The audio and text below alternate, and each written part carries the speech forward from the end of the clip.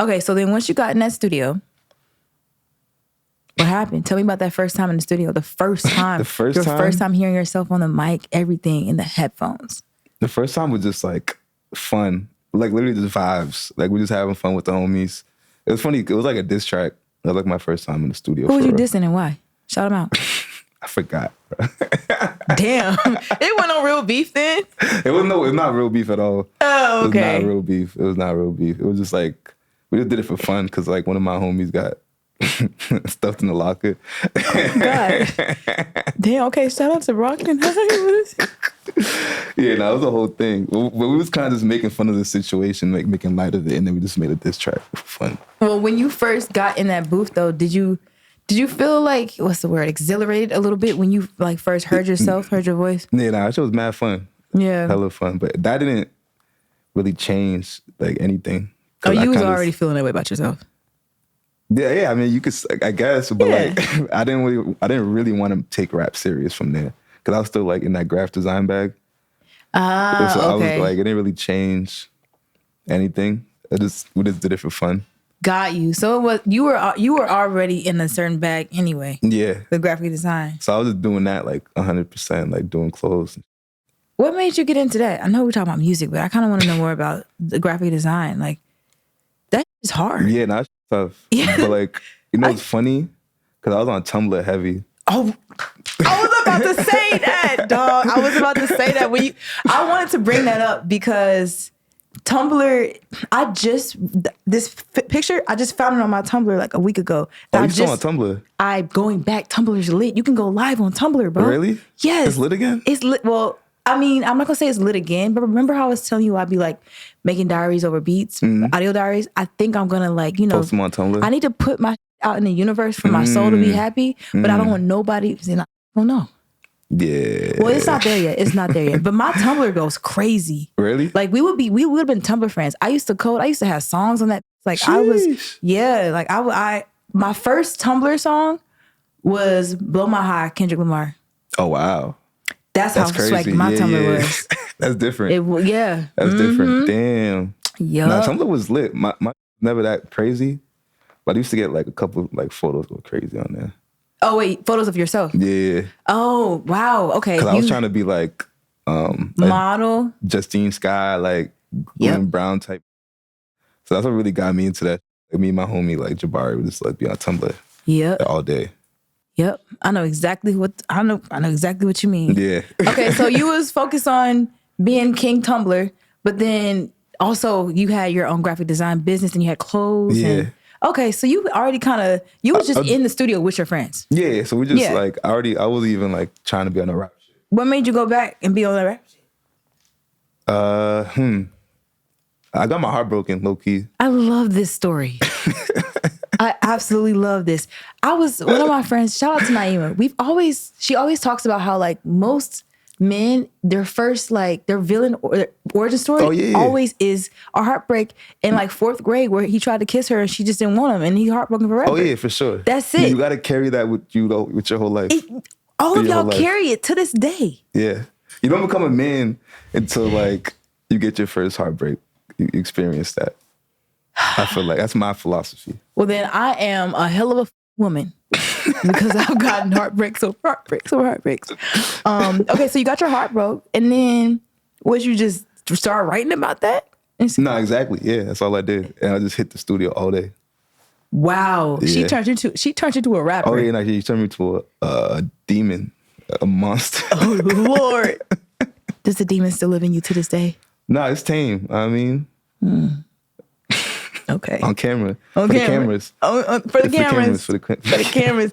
I love that though. Okay, so then what was it about that heartbreak that like made you feel like the only way you could express it was through writing? Or were you trying to get back at her or something?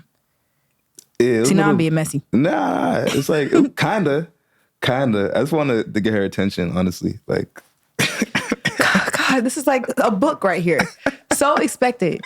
Not expected, but like, we're right, ladies. We are right. This is how they think. This is what they be doing. But shout out to her getting you, not getting you here, but like, helping you unleash that demon. And the demon is now tamed. And now, look at what you're doing. All right? I mean, I'm with Drea. Yes, the Pink Room with Drea. So Pink Room. From dropping that Heartbreak song, what was it called, by the way? Damn, what's that shit called? I don't remember. Is it on SoundCloud or anything? Yeah, I don't know. Oh, he said, I can find it. I can pull it up. But nah, I low-key have a whole album about it. Like on my old. You didn't say that. It wasn't just a track. You wrote a whole.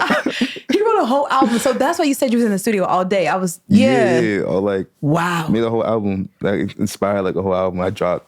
But it took like 2 years to make it though, because like I'm mad picky with my like I had like 3 whole albums. Oh my God. Them. I could totally relate to that. Word? Yes, because my first like who I thought was like, never mind, I'm not gonna say marriage, but like the person that meant the most to me, I was trying to be better. I was trying not to be too emotional and all that stuff. So like, you know how I'm looking at her, but you know how you get mad and you want to send a long text to somebody? Yeah. Instead of sending those texts, I would put it in my notes. So then I ended up with hella long paragraph notes. But then sometimes when I would calm down, I'd go back and reread the paragraphs, then they get shorter, then I reread it, then it would get down to a sentence, like a thesis statement. Then I would make it a song title. Wow. So I have a whole entire track list of that's going to be my Solange album. Like I was telling you before, called Burn Letters. So sometimes when I'm like, you know, in my element and I want to express myself, I'll go back and like pick one of the track titles and start talking about that. Sheesh. Over the beats. Yeah. I'm slowly turning myself into an artist. Like for my own self. Artist. But literally I have a whole like 22, 23 track titles. Damn. So yeah, I was going crazy. Like I was heartbroken too. And that was the first time I realized like that was I asked you that question because that's exactly what I did. And I went on a whole spree. But I think that like that exercise, ladies, of instead of sending him the message, write it out because you can still get it out, but then reread that 50 times, like maybe 68. Like for real, reread it. And because like really shorten it down. We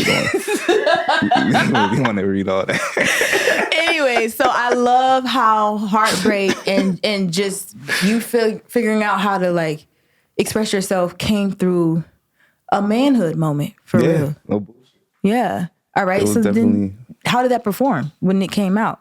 Yo, it was crazy because it actually like did good like locally. Wow. Yeah, like it actually went crazy. Because I mean, I already had like those. Did she knock back on the door? Come on out. I mean, you wrote a whole compilation album, like whole whatever, B-side, A-side. You probably had a couple more. Hey. Okay, so then now I don't want to skip other milestone moments, right? So did you perform in those 2 years where you were putting these projects together at some point? Like when was your first performance? I mean, the first time I actually like really wanted to rap, like I had a performance at this place called the Sound Lab. Mm-hmm. And then like I just did some fun like I did with my homie Giles. Like we did this like quick song. And then I actually felt it. I was like, oh, this is lit. And people actually turning up. Mm-hmm. Like, I could see this, like me doing this. So like that was like the first day. You were thinking that as you were on stage? Yeah. I was like, yo, this is crazy. Because it was actually lit. Like we used to have lit. Like Luke used to have them shows. It used to be lit. No bullshit. And like, yeah. It's funny because like my brother Ricky and Luke, they was rapping before I did. Yeah. So like they already had their own little scene going in like Brockton, Boston. So like I just came in. I started rapping too. Yeah, I got you. Yeah. Man, your evolution has come so effortlessly. Well, hold on. Let me not say that. Yeah, let me not say that because I don't know what you've been through, but that's what I mean. You falling in the shit. Like, damn, I got my heart broke. Let me get this off. Oh, well, let me get on this stage. Oh, this is lit. This is fun up here. Like, you know. Well, I guess I'll do it again. And you probably know people too that it ended up just happening. Yeah. And we really had a whole scene. Like Brockton was really thriving at that time. I think that was like... Talk about the Brockton scene and like how it helped you become who you are today. Yeah, especially, I mean, it all started with like the Sound Lab, the homie Latrell, Joe James. He was like, he had like one of the studios, like few studios actually go to. Yeah. Like this chill. Like there'll be times we just not even making any music. I'd be in the studio just chilling. He would have other sessions come in and me and Rick, Luke would still be chilling in there. Mm-hmm. And that was like when I was just soaking up game, seeing how like other people work, recording processes and shit like that. Yeah. And like Latrell also gave us mad gems just like in the beginning. So it was almost like a cheat code. And because he was like older than us, he was like, I don't know how much older he was. Latrell definitely sound like a name of somebody in Baby Boy or something like that. Yeah. That's what it sound like. That's what that age. That's what I'm saying. Definitely sound like that. Yeah, shout out to Latrell though. I like the name Latrell. What Latrell look like? I mean, you watch basketball? I know, but I watch Jalen Hurts, and I know that's football. Damn, I want to say maybe Drew Holiday. I don't know. But I like the name Latrell. Okay. So that was your first performance. But when was the first time you were on a stage and it was like a larger than life experience, huh? Nice. No, I didn't even mean to do that. I didn't even put it in. But then when I realized I was doing it, I was like, damn, I looked at the camera because I'm looking at myself. All right? Yeah. When was that moment? Time, talk to me about that. Tell the whole story. What was you wearing? How'd you feel before you got on the stage? All that. Like, I don't like the first time ever or just like the biggest one? The biggest one. Like the one where you on the stage and your heart dropped. Like, damn, I made it. I don't think that happened yet. But the LA show, the last LA show, the Brent one, that was the biggest show. I was like nervous. Like the nerves was really like, I'm usually like shout a little nervous. Shout out to United Masters. Yeah. Shout out Goldie. Dave, all y'all. All of them. Yeah. But like, I'm usually not that nervous before a show, but that show I was like, damn. Because there was so much going on, like so much prep we did. Like we rehearsed like 100 times. Okay. Like that one song. Like one song over 100 times, over and over and over and over. Like type. That was the first time you had rehearsed something to that degree. Yeah, but like I got it. That's like the Beyonce like type shit, like muscle memory. Cause like a lot of things, like especially on that stage, there's so many distractions. There's so many things going on, man. Mm-hmm. And then you could just do the verse, not even have to think about it. So that was pretty much like I don't remember like rapping. Is that something that Brent does in general, or like you? I don't know. I mean, that was my first time ever rehearsing anything. But like for that show, we just did 100 times over and over and over